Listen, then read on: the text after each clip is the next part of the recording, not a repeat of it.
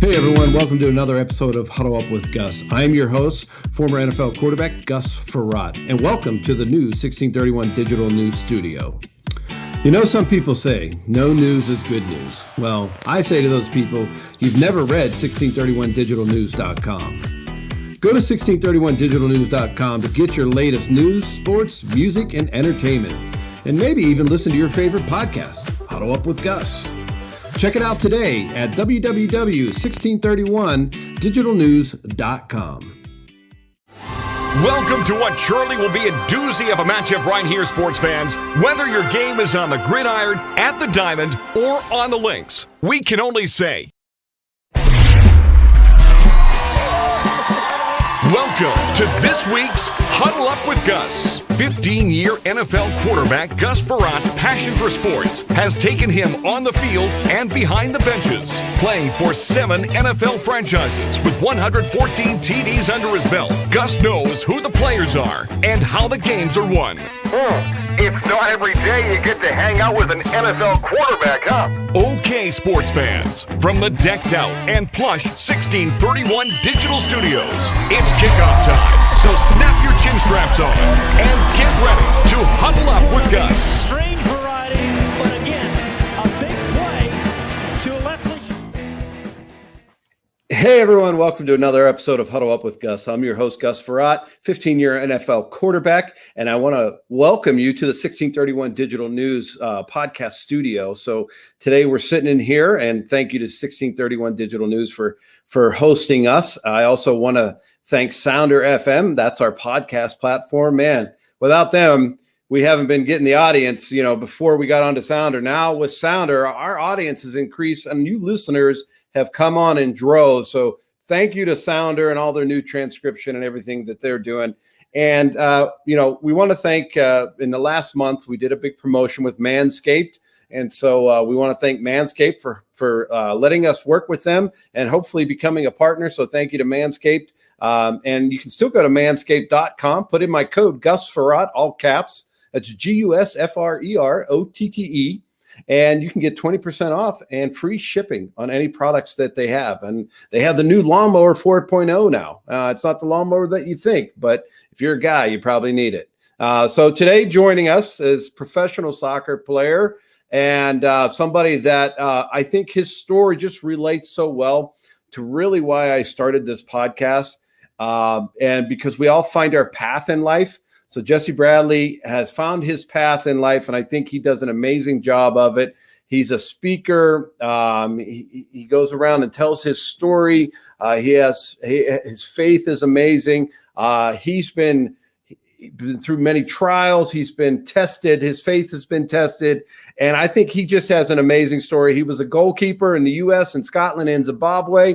And joining us now is Jesse Bradley. Jesse, how you doing, buddy? Gus, thanks so much for having me on the podcast. I appreciate, I watched you as a player. I always enjoyed watching you play. And then the podcast, I love it that you go beyond the field. You really capture the stories and the journeys of the different athletes. So thanks for inviting me on the show today. Yeah. Thanks for joining me. It's a lot of fun to be able to get to talk to people, especially from different backgrounds. And we all come from a different place. And a lot of times we end up in the same area. So tell me a little bit about your story and that moment where you fell in love with sports, because I read a little bit about you where it said that you knew when you were 3, you were going to be a professional athlete. It happened early for me. I grew up on the campus of the University of Minnesota, the Golden Gophers. Yeah, awesome. Not probably the toughest mascot, but Big Ten. I mean, we had the barn back then with both hockey, basketball. Williams Arena was shaking. So there was so much passion. Minnesota winters, you got to find something fun to do. Were you a hockey player? So I watched it, started to play it, but then basketball caught my heart. And so I had to make the choice, went with basketball. And, I told my parents our first apartment was in the parking lot of the football stadium for the Gophers. And so you couldn't miss it.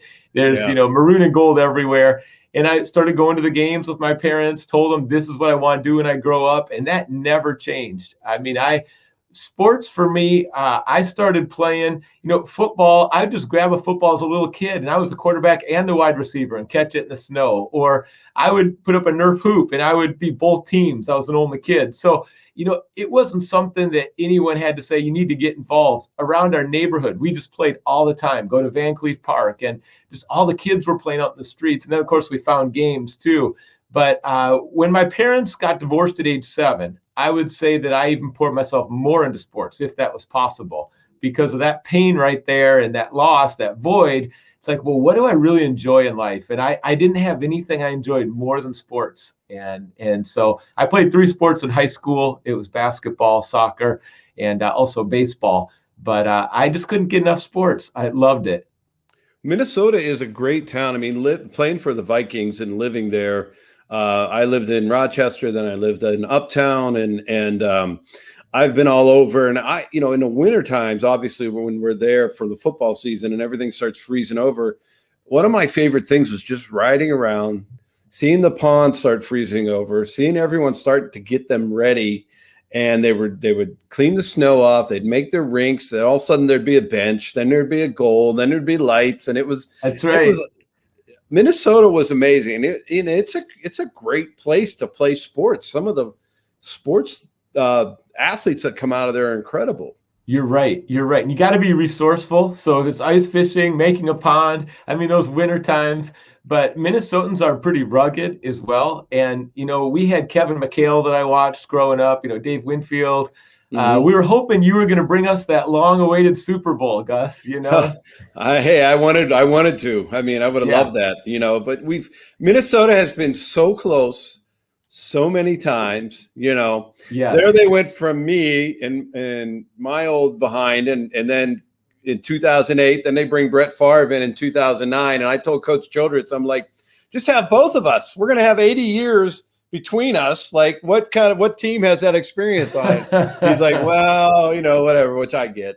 I know that they really wanted Brett, but which is fine. But man, that Minnesota has been so close, from Gary Anderson, missing that field goal. That one was brutal. Yeah. Oh, man. I grew up, we would go to the old stadium before the Metrodome, the old Met Stadium. My grandpa was a famous surgeon at the University of Minnesota, renowned, just a lot of pioneering work, but he had season tickets. So we would go. I still remember the cigars. I was there at the game where they threw the bottle and hit the ref.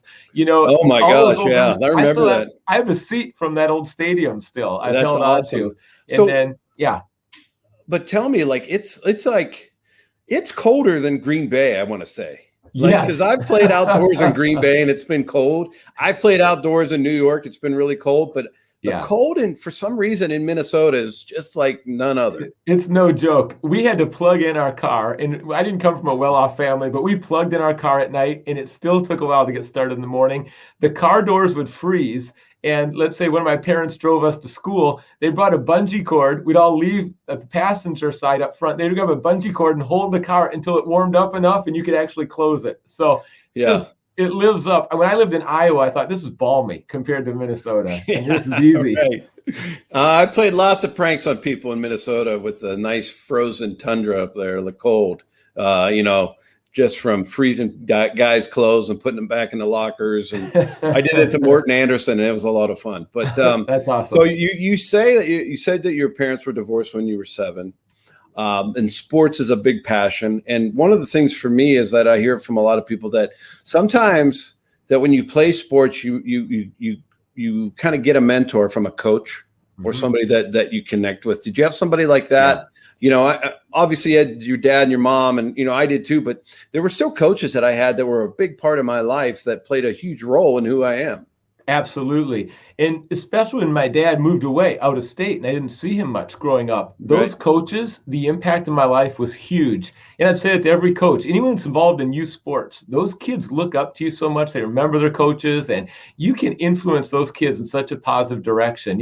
In high school, we won the state championship twice in soccer. My coach was Buzz Lagos, and his son Manny now, leads Minnesota United, the MLS team. And I grew up with those guys. Tony Sana made it to the World Cup, but Buzz developed talent, and Buzz saw me playing basketball, and that was my first sport. That was my first love, but he saw the potential for me to be a goalkeeper. And sometimes in sports, you go further in one position than you anticipate, or even a different sport than you start out with. And that happened to me. Soccer was going so well. And so I had Buzz in high school, and then in college, I went to Dartmouth on the East Coast, and Bobby Clark is a legend from Scotland. He was a great goalkeeper, But beyond that, I mean, he just helped us go from boys to men, really, during those years. Yeah. And it was like a professional environment, and everything was world class. I mean, it was just top notch. And the relationship with him, it's hard to put into words how much, the things that he would say and do every day. I mean, he would walk out in the field and say, it's a great day, lads. It's a great day. And that just carries over. And all of a sudden,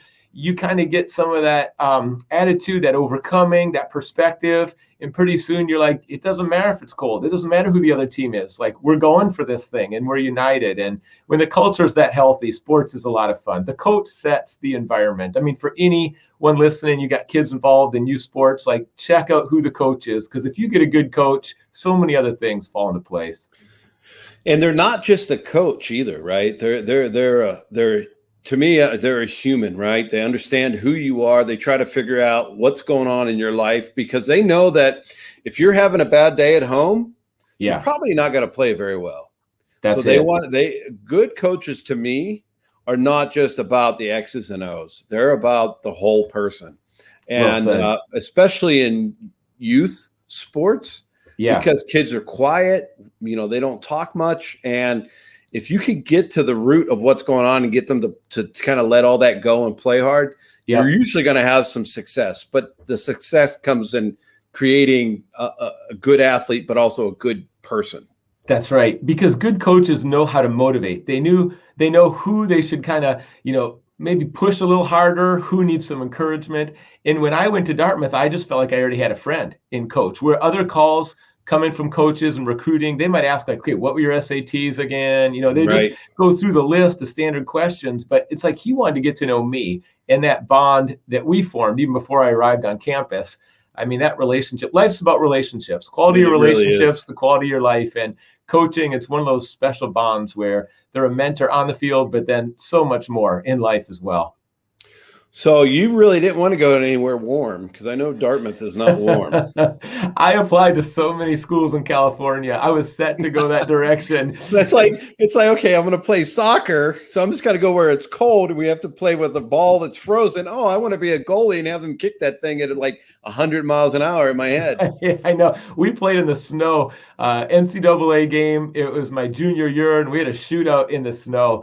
And when you're a goalie and you're landing on that frozen tundra, as you said earlier, I mean, that's a pounding. You feel it. Your back feels it the next day. So what is the speed?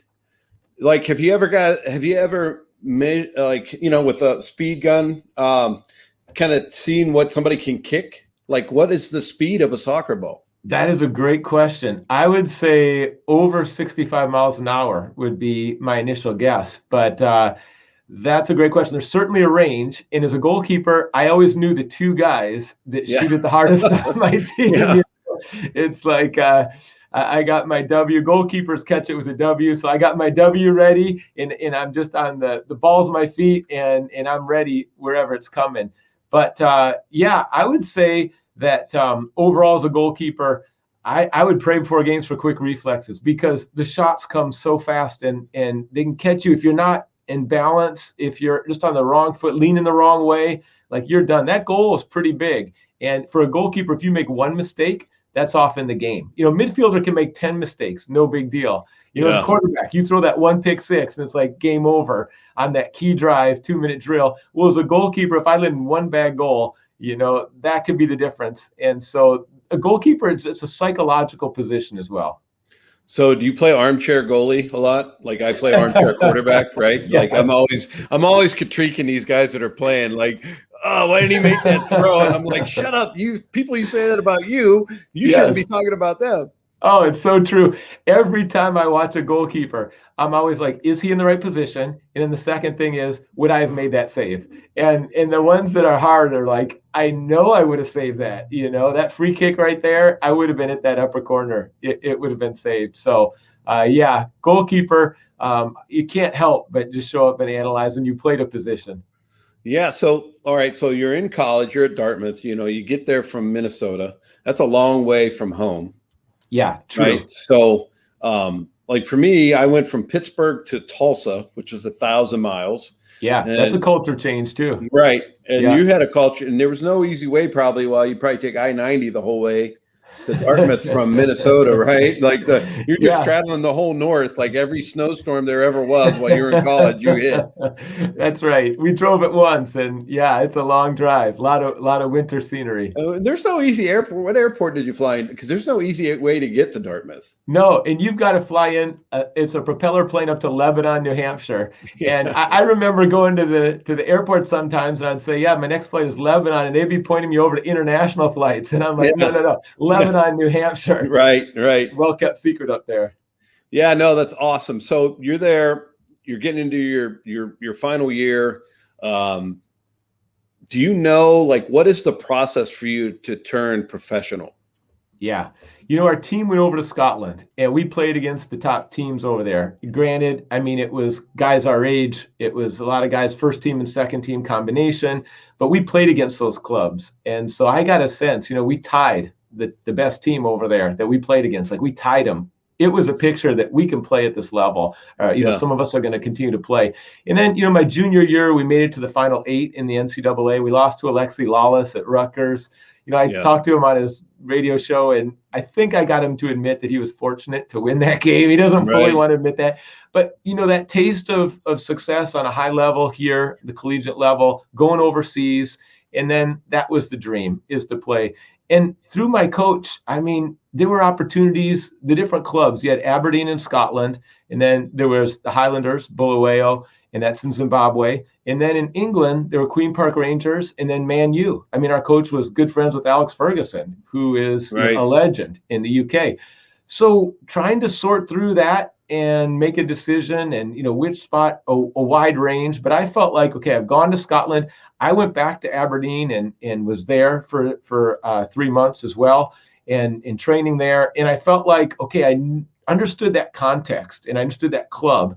And I wanted to go for something very different. And so the UK, it felt kind of similar. And I thought, let's go to Africa next. And there was later an opportunity with New Zealand as well. But Africa was the choice.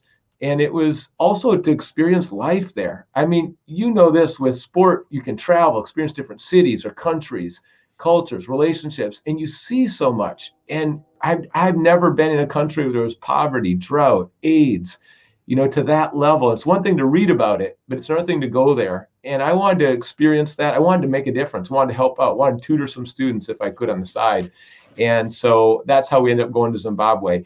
But that was a big decision. Looking back, I mean, it was one of those, we have different points in our life. There's a crossroads and you got to decide. And there's times where I think, well, what if I would have gone to Man U and tried to make it there? What would my life look like? But I don't look back with regrets. I mean, I look back, and sometimes the best experiences come out of the worst circumstances. And the tragedy I had in Africa, that redefined my life and redirected my life in so many ways.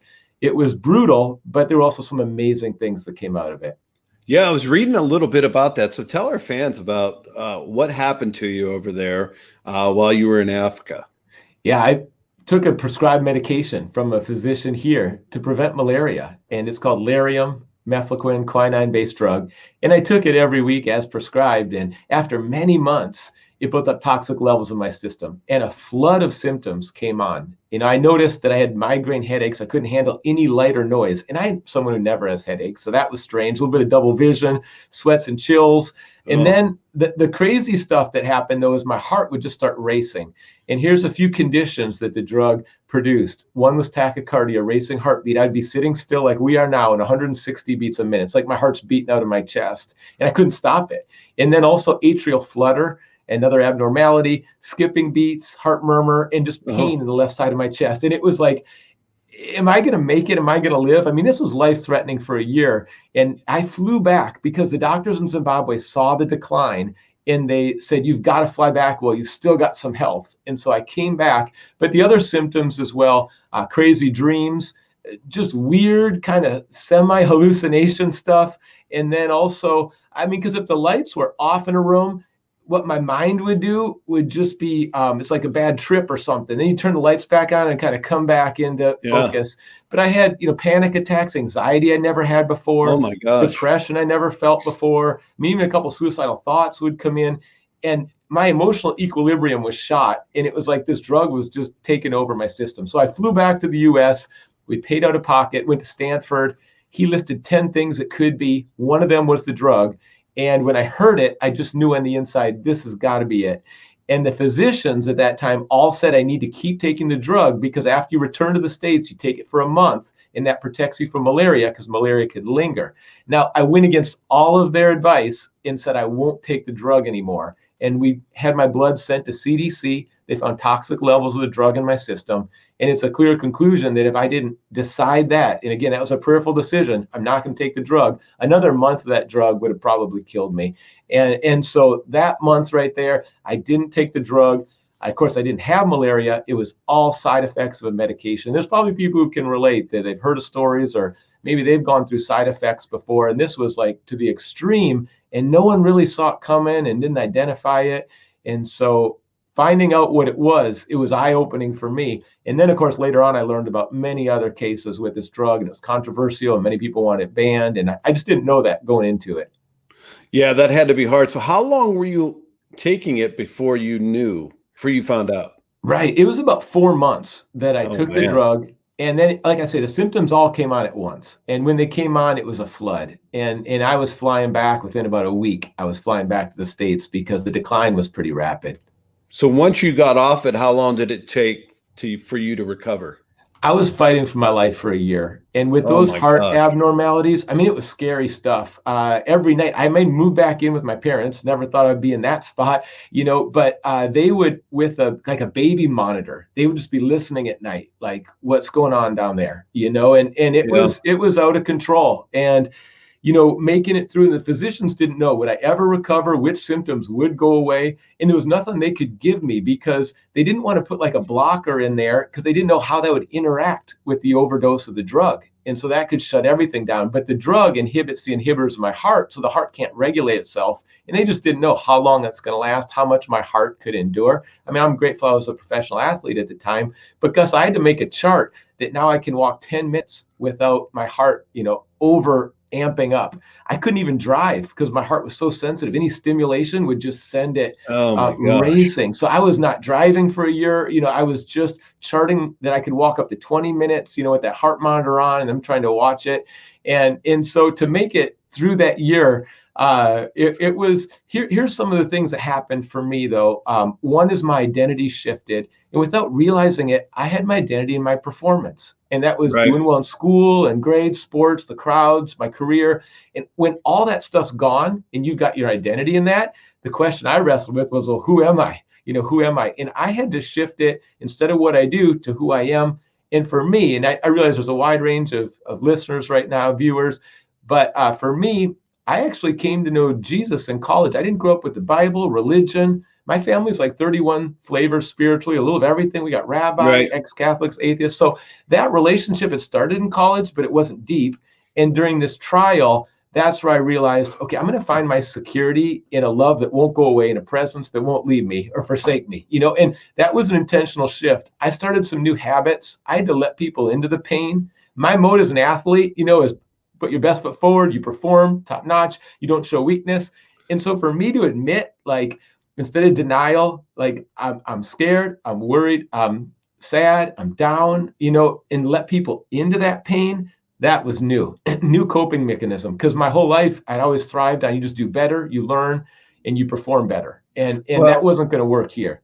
Well, as an athlete too, as a professional athlete, as soon as you show something is wrong or weakness or I need help, the team's like, oh, okay, we're going to go get this guy then, right? Because there's always somebody else coming along, right? Yes. And that's what happens to so many athletes, is that they don't want to talk about their problems. They don't want to say, hey, look, if I can just get this help mentally, right? Or if you could understand me in a different way, it's so hard for us because we can't say that stuff. So what happens to a lot of NFL players that they don't put down what has happened or what's wrong with them, like after the season, right? They give you a physical. Yep.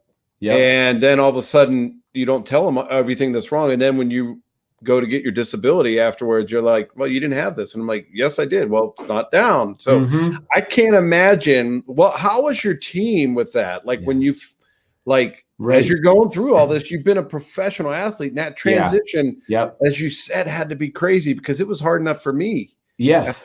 After trying to transition from the NFL. I can't imagine, like, right. Yours was odd. Like, you had to like just stop. Yeah, is no choice involved. Sometimes life's going one way and it's just not going that way anymore. And I saw it with some teammates because in Zimbabwe, AIDS was so rampant at the time that there were guys on the national team that were like 20 years old, 21, and they were just dead a couple months later from AIDS. Gosh. So they had seen that. Of course, I left, but that transition, I didn't know how to grieve. I'm not someone who likes grieving. Grieving doesn't come natural anyways. Like, I don't want a pity party. And I didn't know how to enter into some of that grieving, and so much loss when your childhood dream, when the job you love, and I had no position I was going to step into. I didn't know what career. I didn't have like a planned life after soccer. Goalkeepers can play sometimes to their 40. So I just figured I'd be doing this for like a good 15 years. Right. And I love doing it too. I love doing it. So I missed it so much. And trying to discover, okay, well, who am I and what are my gifts and what are some other options and what health am I going to have? It's so humbling because athletes know their bodies. And when you lose control of your body, especially like an organ like your heart, and then also I felt like I was on the brink of like trying to keep my sanity. And so like, am I going to be in my right mind? Am I going to have a body that can actually do any work? And what options are there? And doctors couldn't say, oh, you'll be better at 3 years or you'll be better at 4 years. I mean, it took me 10 to fully recover. I would say that it was very gradual and just little by little. And finally, I'd say in about 9-10 years, there was a turning point where it's like, okay, I feel comfortable in my own skin. I got my stuff back. The symptoms aren't so obvious. Like, I'm moving forward now. But I mean, that's a long haul with no guarantees. Now, as athletes, we train our tails off. The training that you had to go through to be a professional athlete, all the lifting, the running, there's always something you're going through. Yes. Then all of a sudden you're put through this other test. Yep. Did you draw back on all that training, like the times that you were running and couldn't breathe in high school, right? You remember those things, like when you thought that you couldn't get it through it then, and all of a sudden you know what I mean? Like, I know. All those fitness tests that you dread, they're coming in 4 months. You just work so hard, and then you take the fitness test and you throw up. I mean, I don't forget those. But what I would say is that discipline, I see it with athletes, I see it with people who have gone in the military, is that you develop this discipline. And sometimes you learn how to do things maybe you don't want to do, but they're good for you. And there's a tenacity with it as well. For me, it shifted. Instead of the physical endurance and seeing how far, it became between my ears. And that was the fiercest battle. And I'll tell you what started to change is I realized my first thought, I can't control. I mean, if it's a negative thought, if it's a morbid thought, if it's a suicidal thought, I can't control that first thought. It comes in, but I do get to decide, am I going to harbor it, believe it, entertain it, reject it? And then I'm going to choose my second thought, what's true, what's good. And I can't tell you with the drug, and I don't know exactly how it works, but it felt like, again, a storm of negative thoughts all day long. And I wanted to keep my mind out of the ditch. And so, I mean, one thing I started to do, and I'd never done this before, is really memorize the Bible. Just find some verses that are good, some things that are solid, and start to memorize. So whenever those negative thoughts come in, I'm going to go back to what's solid. But it could just be also just gratitude. I started to write down, literally, Gus, 10 things a day. That became my new habit. Habits are powerful. They're small, intentional steps with big results. Right, really are. I had to choose 10 a day. I'm going to write down because I would otherwise over-focus on what I lost. Now, there was sadness there, but I needed to still remember what I do have, and I needed to stay grateful. So I would write down those 10. I would intentionally think about those things. And if I could win that battle in my mind, then out of that healthy thinking, life's going to come back. Life's going to move forward. There's going to be healing. But I had to guard that. And like I was guarding the net from the opponents and the soccer balls, I was guarding my mind from the negativity, destructive thoughts, the lies, the discouragement. And it was fierce. I was in goalkeeper mode, I think. Yeah. You were definitely protecting everything about your soul and your heart and everything else. So, hey, everyone, we are talking with Jesse Bradley. He obviously has told us an amazing story about how he overcame a drug that he was taking for malaria. We're going to come back. We're going to talk a little bit more about his professional career, and we're going to get into what he's doing now and how that hard transition that he went through has led him to what he's doing today. So don't go away. We'll be right back.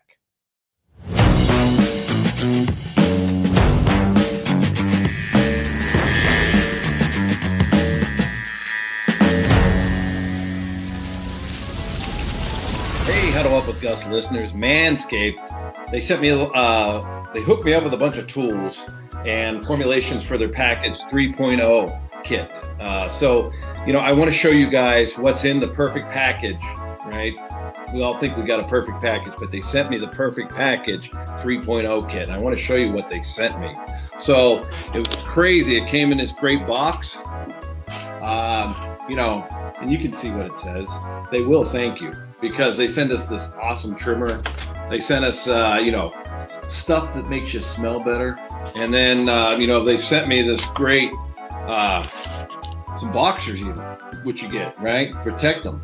And then, they sent me this cool sack, I guess you want to call it, to store all your stuff in.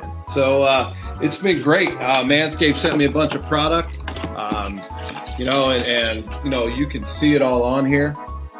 You can go to manscaped.com and put in the code Gus Frerotte, that's GUSFREROTTE, get 20% off and free shipping when you use that code.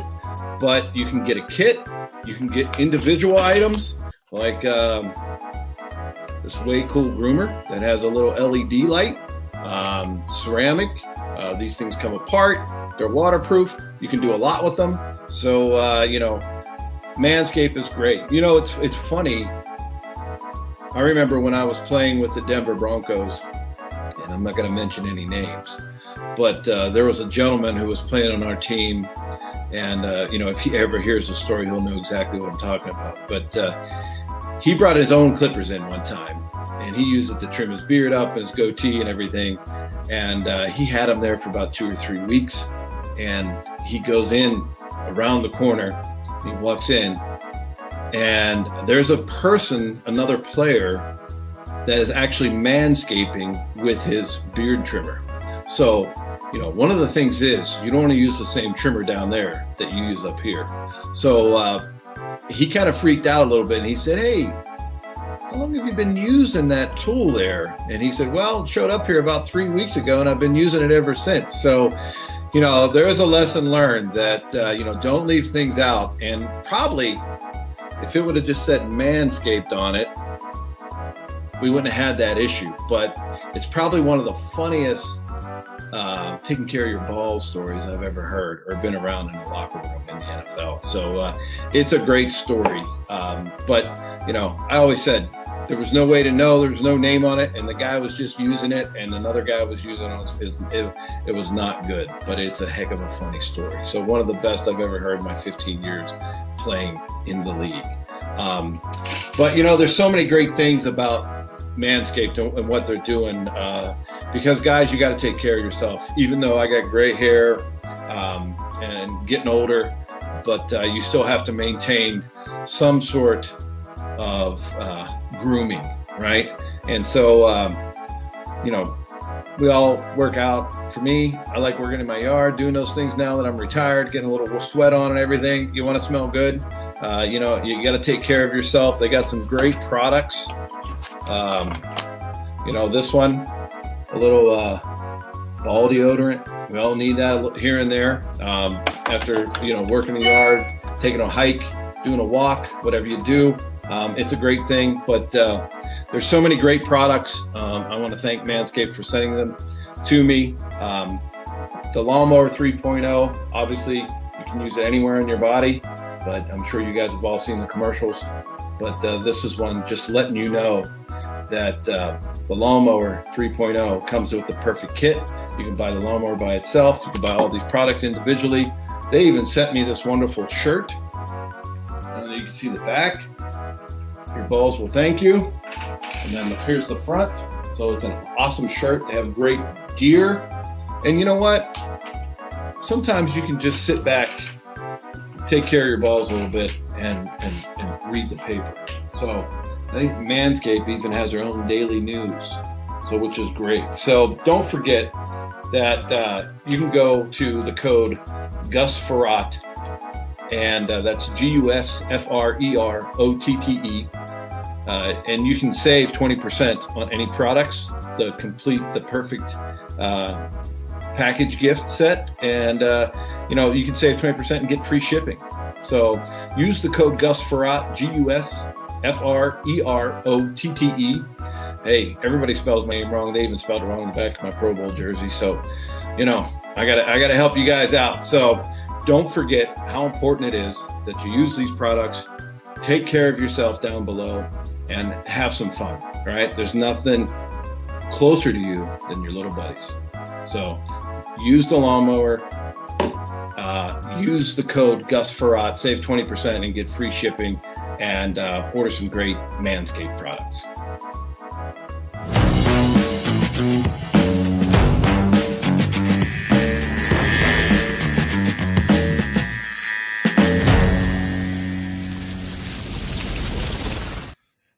Hey everyone, welcome back to Huddle Up with Gus. We're back in the 1631 Digital News Studio. I want to thank Sounder FM for hosting us, our great podcast on their platform. And we want to thank Manscaped. Go to manscaped.com, put in the code Gus Frerotte, all caps, and get 20% off and free shipping. We were talking to Jesse about, his I don't know. I'm trying to think about what had happens. It's like almost like a near-death experience, because you're taking a drug that is ruining like your dreams that you started from when you were 3. Yeah, and it's put you in this place. And I can't imagine the thoughts, the emotions that were going through. And then tell me about the moment that, if you can remember, what really brought you out of all this. Yeah. I think in life sometimes it's getting blindsided. I mean, Gus, when you're in the pocket, the guys you could see coming, you kind of brace yourself and you get ready, you take the blow.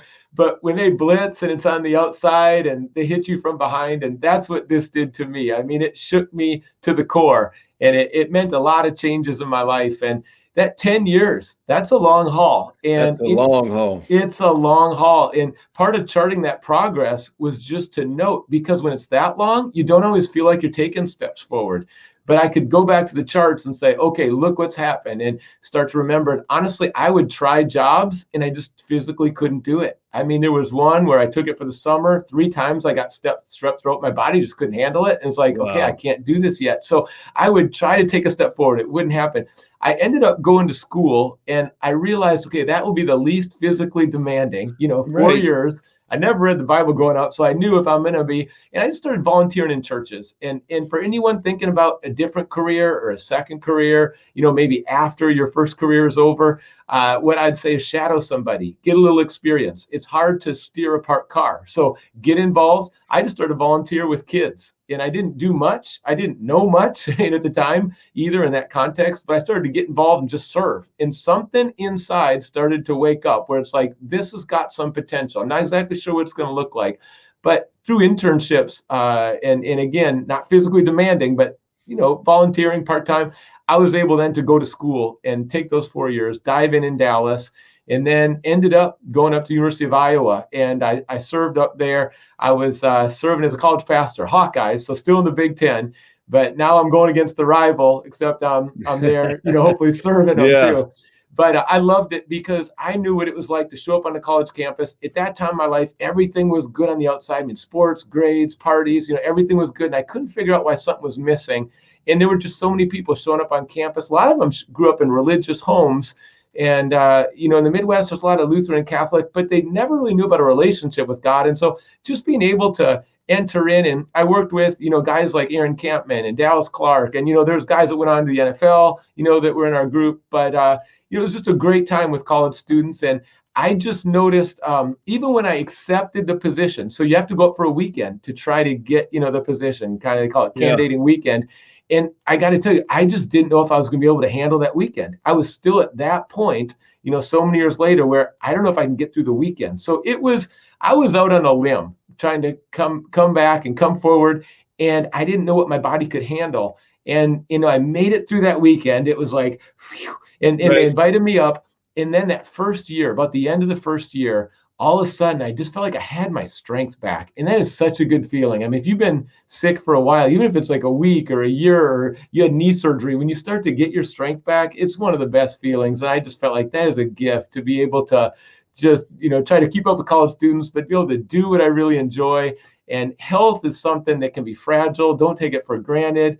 I had to face it in my 20s. Most 20-year-olds, people in their 20s aren't thinking about their mortality. No, the limitations aren't there. And I think it forced me to, in some ways, just go face to face with some of the most intense realities. And I don't think I would have grown if I didn't go through this. If I coasted and had a great career in England and, we won some different titles, like I would just be coming back feeling good. But when you go through the valley, I mean, there's just things you learn there that you can't learn in a classroom, you can't learn in success. And that thing just tested me to the core. And so I'm grateful in that sense, but it was brutal, like I said. So when you play sports, like we were talking about earlier, that you have these mentors, you have coaches, there's people that you can relate to. Was there somebody when you were going through all this that you would call and you could just sit and talk to? Did you have a coach or somebody like that? Yep. There was a guy, Jeff Johnson, graduated from Stanford. And I'll tell you, I just didn't feel comfortable letting guys in. And it's like, I just can't think of like a guy I just felt safe enough to even cry, with him there. And with Jeff, I just felt like, when there's a great relationship, you can describe it, but there's just something about it where you just know, and you can be yourself, safe. You can just put it out there and it's solid. You're going to be loved. We're on the same page. And I just started to shadow Jeff, ask him questions, nonstop questions. He was patient with me. He had such an impact in my life. And my family wasn't too excited I was going this direction just because it's not their belief system. And I understand that, respect that. But Jeff was someone who you need someone in your corner. You can go back to Rocky and Mick, if you want, Rocky movies. But you need someone in your corner that has your back, that has your best interest in mind, and knows how to help you take that next step forward so you can spread your wings and just discover, new experiences, new gifts. And that was Jeff Johnson. He sounds like when I was with the Vikings, when we played the Packers in Minnesota, and I turned around to Adrian Peterson and we had to score a touchdown at the end of the game. And I said, I'm throwing you the ball every play. He's like, all right, let's do it. So I literally threw him the ball 4 plays in a row and he scored a touchdown. That's awesome. So Jeff Johnson and it's my Adrian Peterson for you. So that's right. That's when you pretend like you can't hear the offensive coordinator. The signals aren't getting in. You just keep feeding the ball to AP. Throw it down the field. Nope, we're going to throw it all day, baby. So that's awesome. So that is great. So tell me about it sounds like obviously your professional career was cut short. But tell me about your most your greatest moment that you have that you can remember. I mean, you've played overseas. Yeah. You've been everywhere. Was it at Dartmouth? Was it over your professional career? Let's talk about that. Right. So tell me about like that, because you had to have that moment where you run out. Right. You're playing against some incredible athletes. Yep. When I was in Africa, the athleticism is incredible there. The stadium there, Barber Field, when you step out and play in that stadium, I mean, I know there's probably fire codes, but it's like everybody comes in there. It is so packed. And then to be in an environment where when I was in Zimbabwe, in a kind way, they would say Makiwa, which means white man.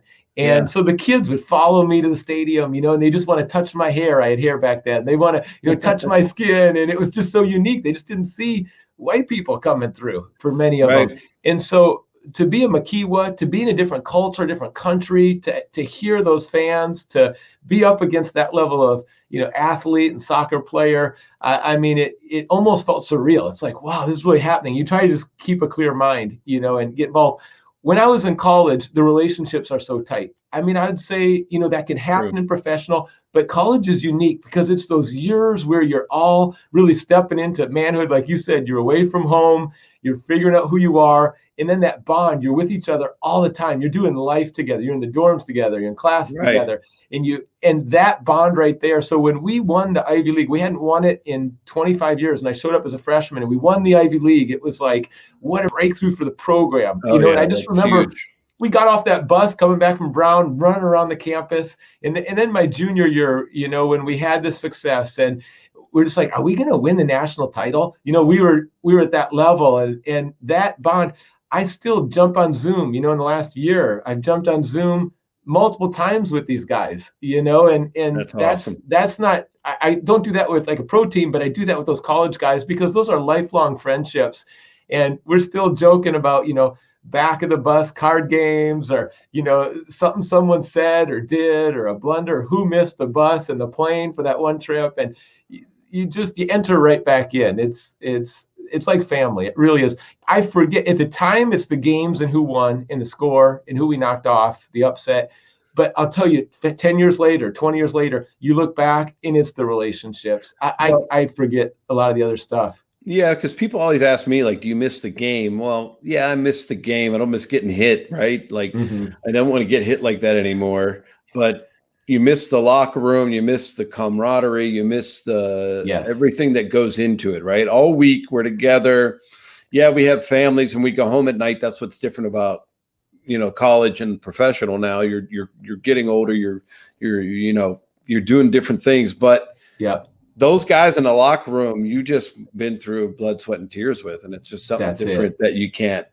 Then it's a different way that people that you don't understand. It's different than your family. It's different than your kids. Right. It's just a different feeling. And there's nothing after sports that's going to quite imitate or replicate or replace it, because you're going to war together. You've got a shared goal, and then especially if you win, it's a healthy culture, that bond together and that teamwork, and you just know each other so well, and you know each other's roles. And when that thing's clicking and all cylinders, and then you got fans and, you got championships, and you just can't create that in other contexts. Now, there's things you can do that are, I'd say, even more significant. Obviously, family life. I mean, I look at you, it's like, well, what do you enjoy after your career? It's like my family, and it just flows out of your mouth, because sometimes as athletes, we don't spend as much time, as we should with families or professional athletes. But family is more important than who won a game.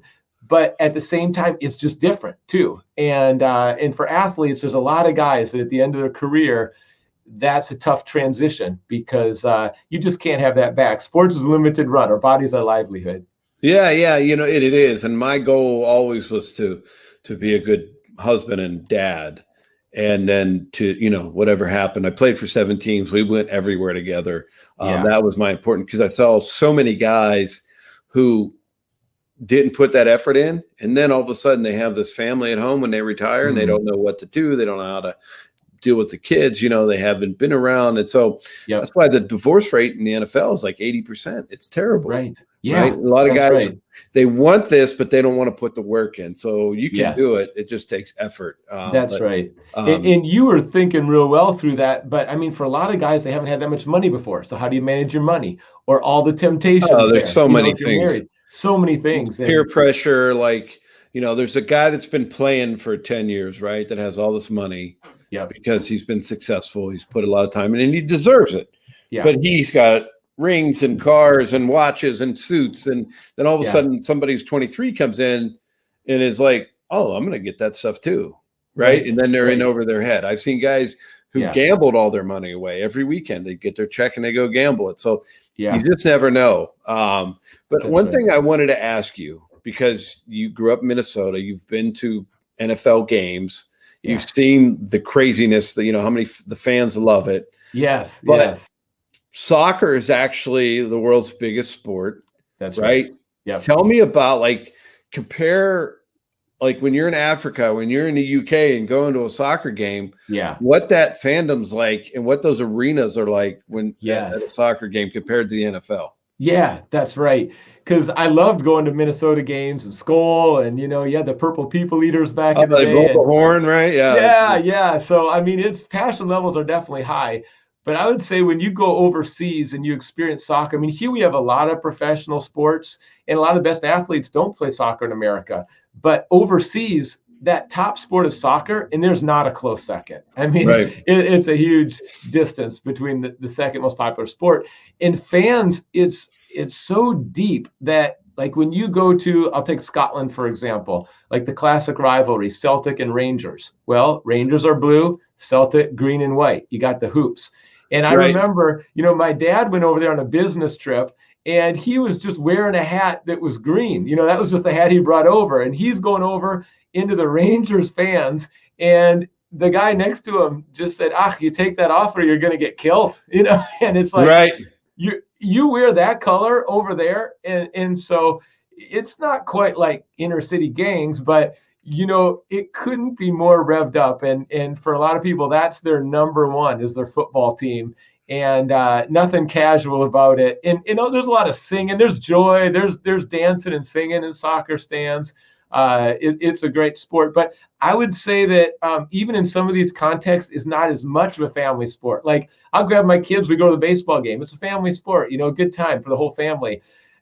Soccer in the stands, like, that's probably going to be PG-13 R. It's like, oh yeah, there's a lot. It's a competitive environment. It seems like they take their drinking way serious over there, like for the soccer games. Right. There's both, and there's some that, go excessive there, but there's also a culture where you go to the pub and you just relax together, and that's the place you go. And a lot of people just have, a drink at the pub. But what I'd say about the appreciation of the sport overseas is that they pick up on every little nuance. And sometimes when Americans watch soccer, maybe they don't know the sport as well. It's like, oh, is there a big collision or is there a goal? And those happen. But Right. when you understand the sport, and I just encourage anyone overseas, if you're overseas, go to a match, because you pick up on it and you just see there's a lot of soccer intelligence in the stands, and they understand the game in great detail. Yeah, I had a gentleman on. He's a law professor at American University, and his name escapes me right now. Brian, you may remember, but and he grew up 7 years in Africa. And then he moved to Maryland, and he was an incredible soccer player. He said, I didn't even have shoes growing up. We just played soccer. Like, we'd go out, we had a ball, it was raggedy, we'd kick it around. And that's America. Everybody has these great shoes. The grass is perfect, and it's like it's crazy. He said, but he said that's what got me through, though, was I was so good at soccer that it made me I wasn't great at English. I didn't speak it well. Yeah, but I had so many friends because of what I could do on the field. Sports brings so many different people together. Absolutely. And just like what was the word that they called you in Africa? Makiwa. Right. Like, it wasn't meant to be mean or hateful. It was just what they knew. Yeah. And it's just amazing. Oh, his name's Brian. Terry told me Jeremy Duru. So Jeremy was awesome. It was a great story too. But tell me a little bit about that, how integrated soccer has become, because you do hear a little bit about how it's segregated, but it seems like it's been getting better over time. Absolutely. And the love of the game overseas, like in Africa, you see kids like you mentioned, don't have shoes. They'll take anything recycled, put it together, and that's the ball. There's just a love of the game on the streets. And then that's international. Every place I've gone to, every city in America, we gather together and play. And usually, Gus, even the pickup games that I play now, there's probably 10 or 15 nations represented. And people just come and they come together around that game. And with sport, there's a bond. You get to know each other's character. You laugh, you joke about the plays that are happening. And also in Seattle, it's really a soccer city. So I've done, Seattle Sounders have Faith and Family Night. I speak there, a player speaks. And we get about 40,000 actually for Sounders games. And what you see in all levels is people coming together in the stands, and it's from different cultures. And there's that bond around the sport that soccer's unique in terms of international popularity. Not a lot of football guys point that out. So you're well researched right there. But I think it's amazing because it's the greatest. The whole world plays it. Right. Football, as we know it in America, is only in America. Like, we're trying to get it into other countries. We had NFL Europe and different things, but I know they're trying to put it in Japan and China, but it's just not the same, right? Soccer is, put a ball on the ground, you don't need anything else. Right. And also in our country, what's really positive is our women's team has done so well. And they've been pioneers, really, because the women's game around the world is now so much more elevated. And we're seeing competition levels there. And the U.S., although slow to make it to the top level with the men, the women have been phenomenal. And that's another plus, is you see a sport now with men and women. And again, you see all nations. We need to come together, different cultures. Even in America, we need more unity. We need more racial reconciliation. And soccer can be a tool for that. It can be an avenue where you build those friendships, because I believe we're going to overcome it in our heart. We're going to overcome it with friendships. We're going to open up our homes And sometimes you start out playing with guys on the soccer field, and then that leads to, hey, let's get together during the week. Hey, why don't you come over to my house for the weekend? And pretty soon, now it's much more than soccer. And we need to do that on a lot of levels. And that's one of the great things about sport is it can build those bridges. It's like a common language when you're playing together. And the friendships are rich. I have, right now, there's a couple of guys from Africa that just in the last 2 months I've become great friends with, and that started on the soccer pitch. Well, that's amazing, because I think that our country needs that more and more, right? That we've become so divided for no reason, and we all bleed the same. We're all this, you know what I mean? Everybody comes from a different background. That's why I love going into a locker room. 7 teams every year. There were new guys. They were all different from me. They had different backgrounds. They didn't grow up like I did. Right. They may not have had parents. They may have had parents. They may not have siblings, or they had more than me. So there were all these stories, but when we were on the field, it just brought us together, and it just made you realize how silly some of that stuff really is. Let's break through it. Let's overcome. I mean, love is what's needed ultimately. And I mean, you played a position quarterback where it's like, you've got to build relationships. You got to build trust. You got to know the guys. They've got to. With your left tackle. Yeah, that's true too. I'm glad I didn't have any as a goalkeeper. I never had to, have guys right up there next to me. Well, I'm relying on my defense, but still I've got to communicate. And when there's good relationships off the field, it shows on the field. Well, it builds trust too, right? Like when you have that teammates that you build trust with on and off the field, you just know they're going to do their job. You know who they are. And maybe if they're not too, then you got to protect that side a little more. It's so true. I mean, I would know again, like which guy I could lean into and motivate him, and then which guy I got to be careful I don't crush him out there in the middle of the game with some comment, and it's like, you just get to know those dynamics. You get to know each other so well. You can't hide it in sport. When you're going all out, you see the personality, you see the character, and then you want to bring out the best in everyone. And I think that's true on the field. That's true off the field. That's the posture, the mindset. How do I bring out the best and just kind of celebrate this guy's strengths? So tell us what you're doing now, and like kind of that journey after that long 10 years you've had, and how it led to where you are now and what you're doing. Yeah. And, now I'm married. I have 4 children and 3 boys and a girl. We also adopted one of our kids, and I love that. Every adoption story, I believe, is a healing story. And so we have a lot of fun at home. They do play soccer, but I think there's only one that really is into it. The other ones are pretty casual around it. And in addition to that, I'm a pastor in Seattle now. And, I really love unity. We've got been leading there's 100 groups, churches, ministries that come together in Seattle, and pastors, and it's just so healthy. Instead of it getting competitive or weird or divided, it's like, let's unite. How can we serve together? How can we, if we've got extra chairs, let's give it to that group over there that needs some, and looking out for each other. And that, I just want that in every city around Seattle, and we're seeing that happen, which is incredible. COVID's been pretty wild, never gone through something like this. I mean, restrictions, the church was closed for a little while. Yeah. But, what happened this last year is, in terms of digital or online, it's just taken off. So now, we're connecting with millions of people really around the world through different ministry stuff that's online, and we wouldn't have seen that coming. So it goes back to, again, I believe some of the best stuff can come out of the worst circumstances. Right. And I just love connecting with people, meeting with people, whether it's Pakistan, India, Israel, all around the world. The internet brings us together, and so there's friendships happening there. But we love serving the community. We've made hope boxes during COVID. So take those hope boxes, put some gifts in there, and then just give it to someone. Build up a little hope, spread some hope. And so we've done that. Hundreds of people doing that. Service projects. We've done giveaways with food.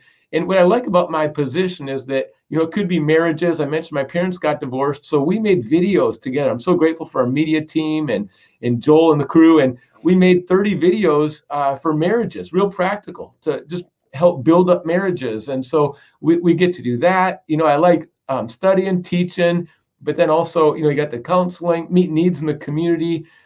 Just in Auburn, there's a great vibe there, and just good relationships. And the mayor will say, can you pray for us? And so there's just a real good relationship, rapport. It feels real healthy. And I love what I do. I didn't see it coming, but I just wake up every day fired up because for me, I get to see lives change. And to me, there's nothing better than people, whether it's healing, growing, overcoming, encouraging each other. And when you see lives change, I look at you, Gus, it's like you're doing a podcast because you love people. You love their stories. Everyone's got a story. Stories are powerful. We want to spread hope. And there's not a lot of pro athletes that just love like interviewing other people and draw other people out, because sometimes as athletes, we get focused on ourselves. And I just see the way you serve through the podcast. And when you get to start doing that, life is not going to be most rewarding when we're self-consumed, but when we're actually looking out and serving and helping people, making a difference in the community, then you come alive and you're part of something bigger than yourself. And so I feel like I get to do that now. Yeah, that's great. So tell all of our fans how they can find you and how they can maybe find where they can come and follow you or, be a part of what you're doing. Yeah, that'd be great. My website, jessebradley.org, and we launched that in the last year. And for opportunities like this, just to connect, I love connecting with people. All my social media stuff is there. And our church is Grace Community Church in Auburn, Washington, graceandauburn.com. You can get there from the jessebradley.org. And anybody that's just wants to talk about any of these subjects, it's leadership or citywide unity, faith stuff, sports, soccer, let's do it. I love to connect. Yeah, no, that's great. Because I think one of the things that you talked about that, I've been married going on 26 years. We've been together over 30 years, my wife and I, and it's not, when you live with someone and you share with someone, it's not always easy. Yeah. And so you have to right. We've had to do therapy. My wife is a social worker and a therapist and a psychiatric nurse now. Yeah. But she, so we've been through a lot and there's a lot of love and a lot of give and take, and you have to learn how to do it. Absolutely. You know what I mean? Glad you said that because, there's no shame in going to a counselor or getting some help. It's like you got a broken arm, you go to a doctor. And so in every marriage, me got two wills, two personalities. Even this week, like I'm trying to put into practice what I'm teaching, and that's communication or conflict resolution or kindness or sacrifice. And you've got to, make a lot of sacrifices because love includes sacrifices, and that commitment to each other. It's not just in the easy seasons. It's when you don't feel like doing something, but it's right, and so you apologize or whatever that is to strengthen the relationship, and that's you do it on the field, but it's even more important off the field. It's that old saying, are they working out when nobody's watching? It's kind of the same thing. Are you working on yourself when nobody's watching? Yeah. And for me, I always wanted to be who should be, who they need me to be, right? Not who I want to be. So that's kind of right. What, I've always tried to do with my family and my kids. And I'm not always great at it. I know I'm not perfect, but you just keep trying and it works out. That's right. I've always wanted to be authentic. Like if I'm going to be one way in public, I should be the same way in private. There shouldn't be this big gap. Yeah, that's not easy to do. It's not easy to do. It's not easy to do. Peer pressure is tough sometimes, and it's tough to get over that. But it goes back to what you said. You got choices.